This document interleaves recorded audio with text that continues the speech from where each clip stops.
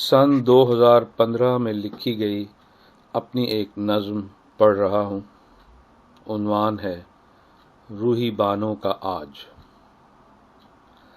وہ تن تنہا کب سے چھائی اماوس رت میں، پھیلی ہوئی اس بھیانک چپ میں، تاریکی میں ڈوبی کوٹھی کے ان اتھاہ سیاہ کمروں میں راتوں کو پھرتی رہتی ہے۔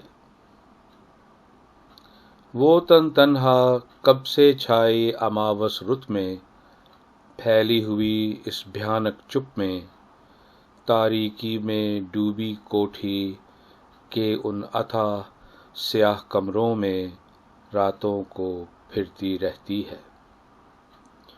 کھویا جیون کھوج رہی ہے، بیتے پلچھن ڈھونڈ رہی ہے، کنکروں کے اس ڈھیر میں دیکھو دمکتے موتی رول رہی ہے۔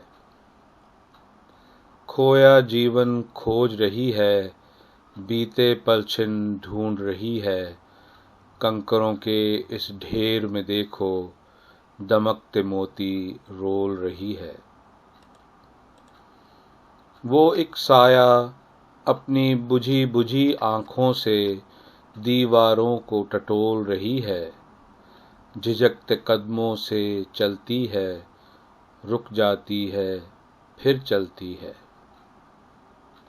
وہ ایک سایہ اپنی بجھی بجھی آنکھوں سے دیواروں کو ٹٹول رہی ہے، جھجکتے قدموں سے چلتی ہے، رک جاتی ہے، پھر چلتی ہے۔ کوئی شے ہے ان کالک جیسے لمحوں میں، جس کی کشش میں وہ راہوں کو تول رہی ہے۔ کوئی شے ہے ان کالک جیسے لمحوں میں، جس کی کشش میں وہ راہوں کو تول رہی ہے۔ وہ تن تنہا ایک سیاہ اندھیرے گھر کے گنگ کمروں میں ڈول رہی ہے۔